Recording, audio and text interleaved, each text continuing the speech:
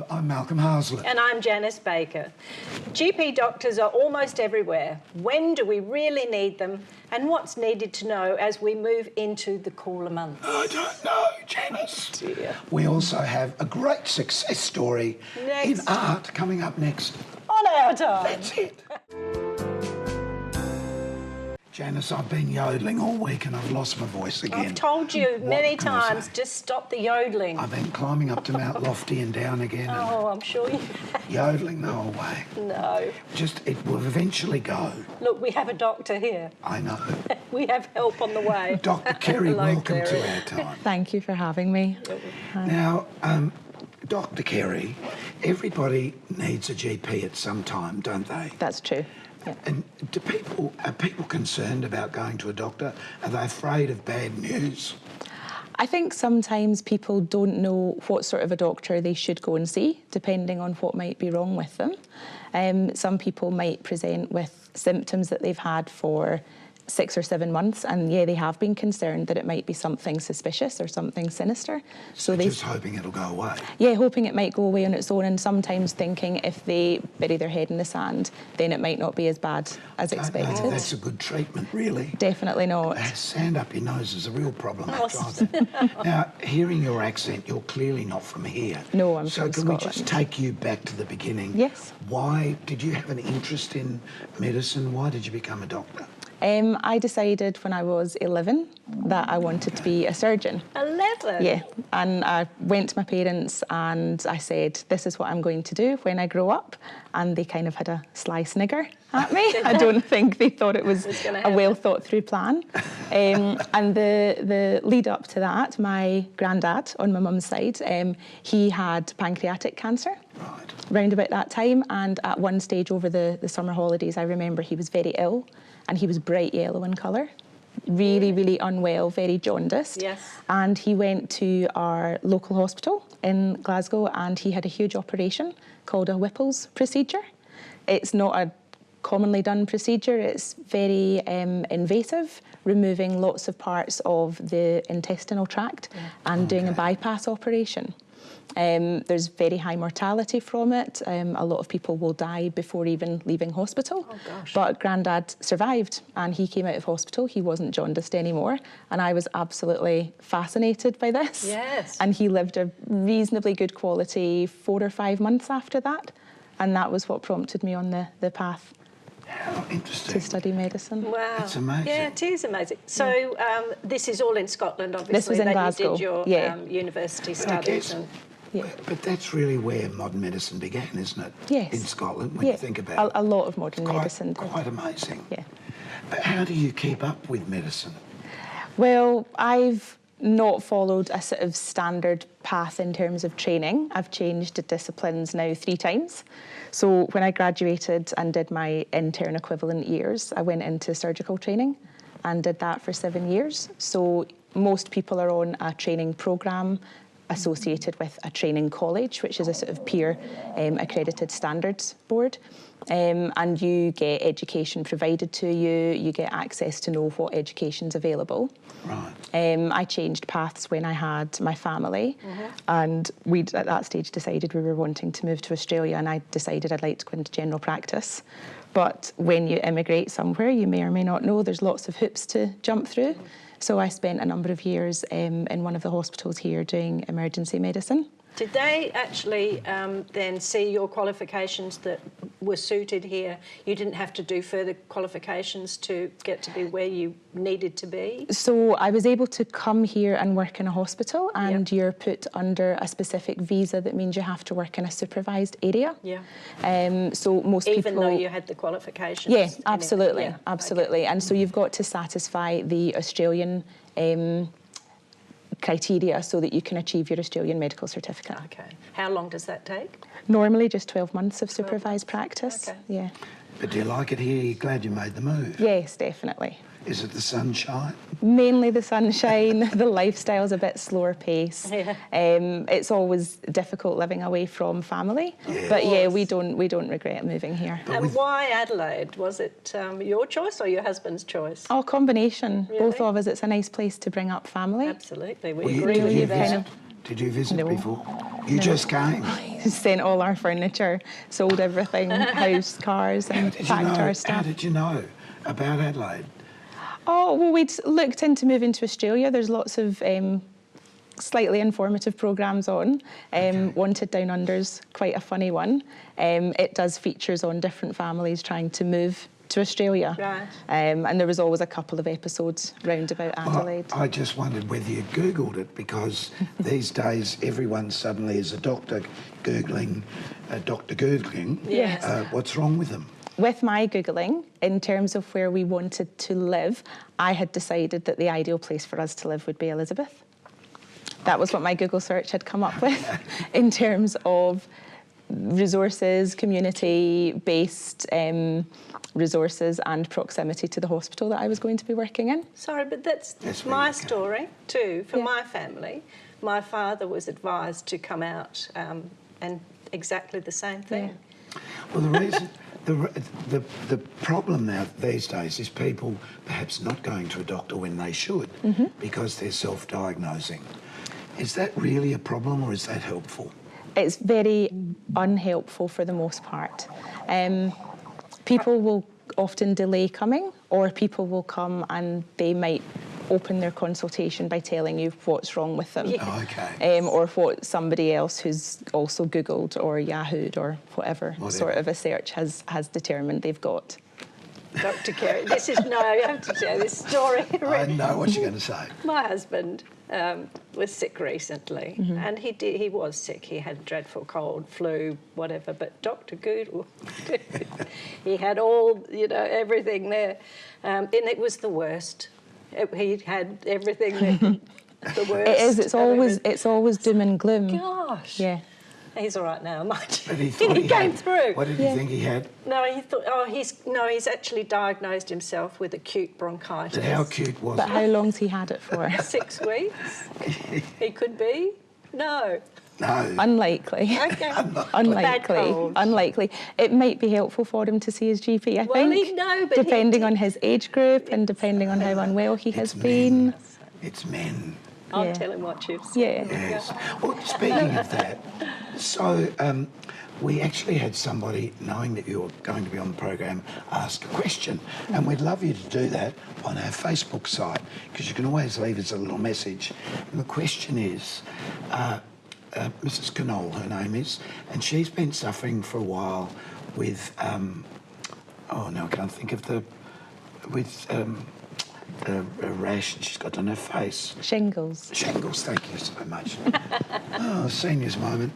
And because she's had it before, she's wondering is there anything that will help that go away or stop happening so regularly? So, several years ago, there's been a vaccine developed for shingles. It's available from the government for free for certain population groups. So it's available to the over 70s. Right. It was introduced, I think, 2 years ago now, and they're doing a catch-up schedule. So people who are over the age of 70 but under the age of 79 can still get a catch-up vaccine given by the GP, but only up until the end of this calendar year. Right, and what will that do? Just stop? It will reduce the likelihood of a recurrent episode of shingles. Well, why do people get shingles in the first place? So shingles comes from a virus called zoster virus, and it is in relation to chickenpox, which most people are exposed to in childhood. There's obviously an immunisation programme now for chickenpox in this country. I think when I was a kid, if anybody in the neighbourhood had chickenpox, you'd get into bed with Everybody, them. literally, we were the party. same. Absolutely, you would have chickenpox parties. And that's a bad thing, Everybody really, would isn't it? get together. Is it a bad or a good thing? It's bad for the children who get complications from chickenpox. That's what it's bad for. Nowadays we don't have to do that because we've got very efficient vaccine programmes available at no cost to parents. The chickenpox virus, once all your spots and your rash has all cleared and once you're feeling better, the virus lies sleeping in your nerve endings. Right. And at some point in time, and it can be fairly random, it can be fairly predictable if somebody's immune system is suppressed, say somebody was having chemotherapy for cancer treatment, or if somebody had simply just been unwell, like your husband having had a bad, presumably viral infection for a number of weeks, the virus can reactivate and can break out in a certain area of the body. Okay, Commonly. so for him, would it be advisable for him then to go and have a vaccination for shingles? So the evidence that we have says it's effective if we vaccinate our older population between the ages of 70 and 79, because this is the group where we see high risk of complications. Heavens. Okay. So long to wait. So it's trying to long prevent wait. the complications of shingles, which can be chronic pain. Yes, I know. Is one I of do the know. one of the big ones. My sister had shingles. Oh, well, me too, so I understand exactly what you're saying. Dr. Kerry, you're lovely as a doctor and as a person. Just wondering if you'd like to come back another time, if we have some questions from our people watching that they might like to ask, and we could ask you. Yeah, I think that would be fine. But always my advice would be that the best course of action for anybody is actually to make an appointment with your local doctor. Yeah.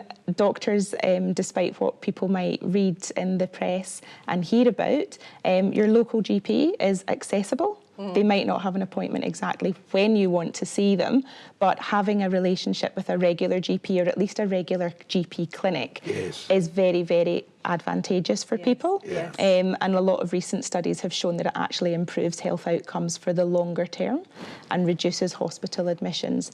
And in a couple of things that were published in the UK in the last year, shows that it has a reduced incidence of death for patients who regularly see the same GP, or at least the same clinic. I think developing those relationships in life are very important. Absolutely. Can you stay around? We'll see you at the end of the program, because we have a very interesting story coming up about an artist who paints here and exhibits in New York. Wow. And just how that came about. Next on Our Time.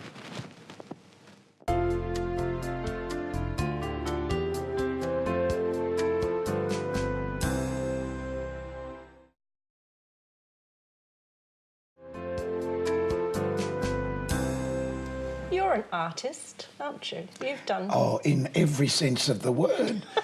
That gives me the heebie-jeebies when musicians and singers and actors, suddenly they're all artists. When truthfully, to me, an artist is somebody who creates painting or visual work. But now they're called visual artists as opposed to music artists, thespian artists, I suppose. But I just like to call an artist who paints really, or draws, or creates visual work. And we've got one. Well, we have, but that introduction We've all got wasn't one. what I was expecting I know. to be. Sorry, that was a thorn in my side.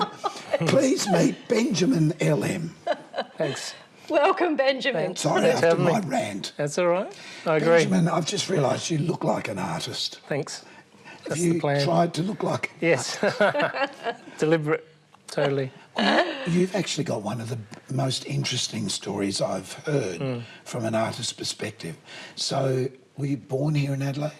Born in Melbourne, but lived here for my whole life. Right. And now moved to Los But Angeles. hang on, before you say, William, so how many times did you go in for a Make Me an American Citizen lottery? Eight times, so 8 years. Did you? Yeah, took a long time. And so you won?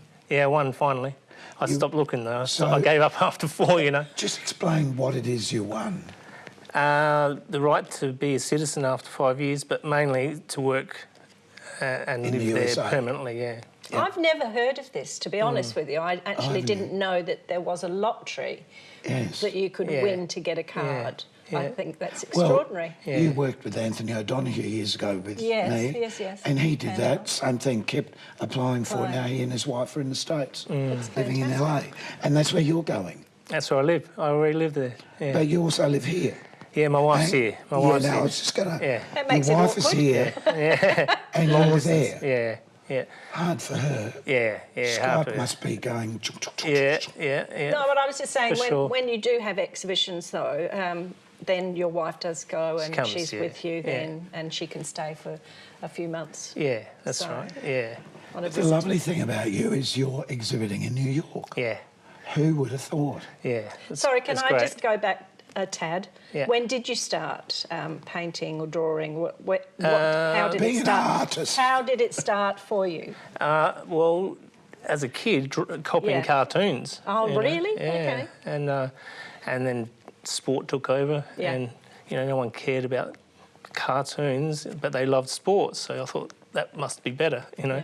And I did get into it to the point where I got told this is what you're going to do for a job, so get to it. And I said, but what about art? No, there's no money in art. So when I had to choose between football and cricket, and I discovered paintings from this exhibition called the William S. Paley collection on loan from MoMA, and it just blew my mind. I'd never seen paintings live, and then so in the summer where I was meant to choose which sport, I found art chose art, and also because I did work out that a sport career can go for maybe 10 years and then you're done. Yes. And then what do you do?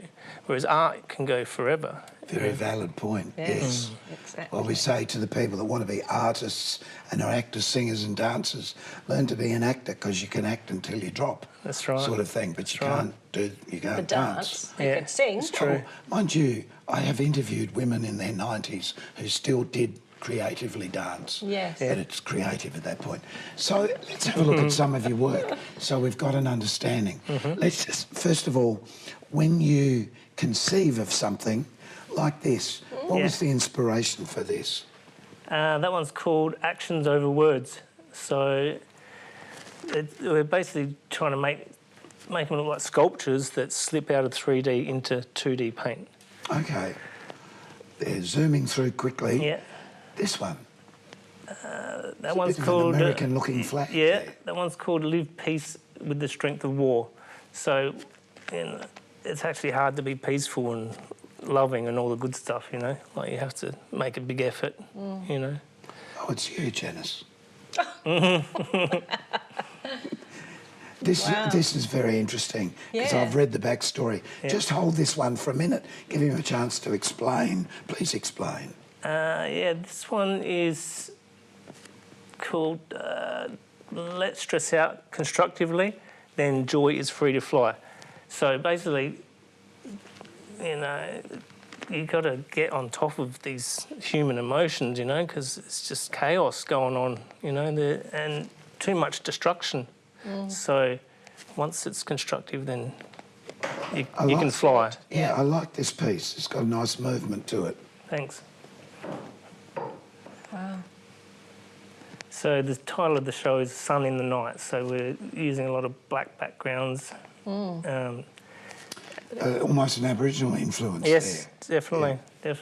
Dots. And this, hang on, go back. Can you go back, Jonathan? This one.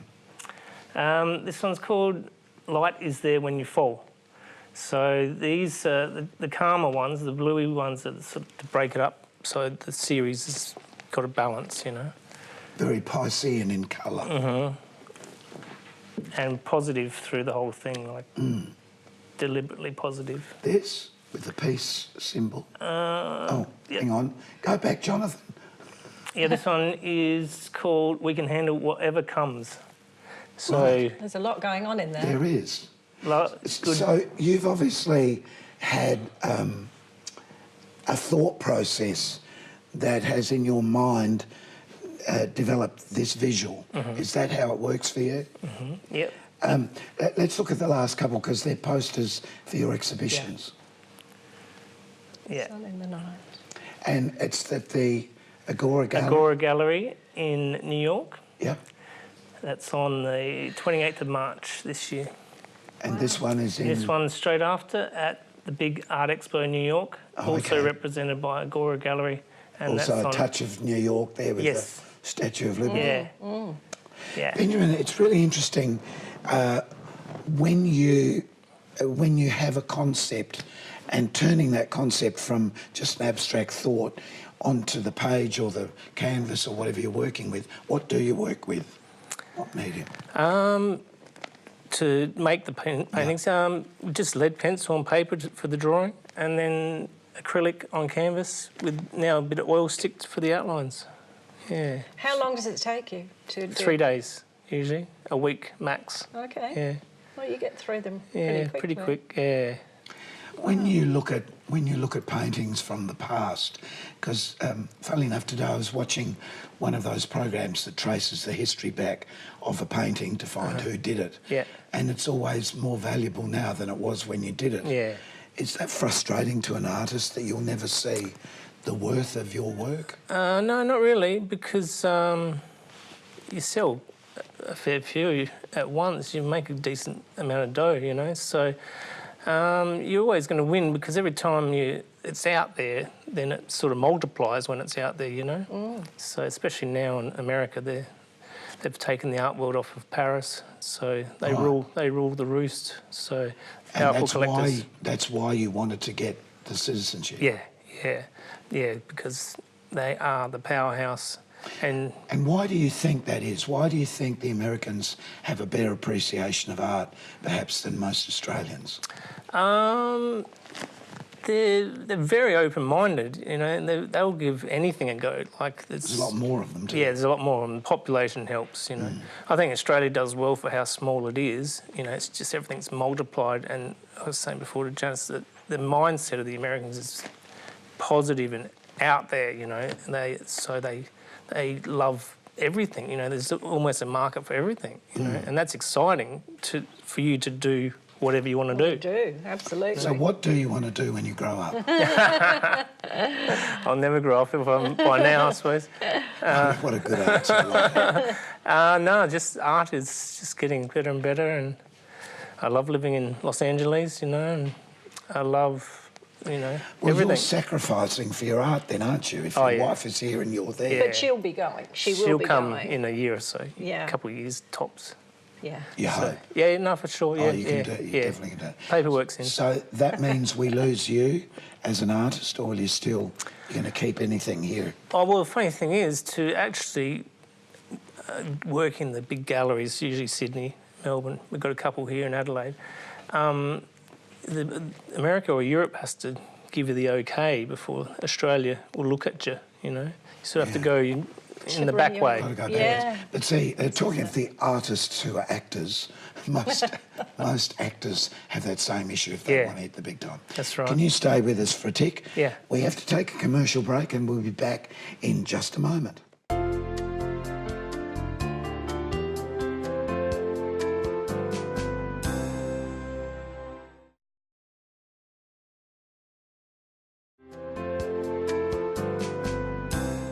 So, Dr. Kerry, do you know what you have to do to look after yourself? Has she given you? Stop talking. Exactly. That's what I keep saying. That's what all of my staff have been saying to me too.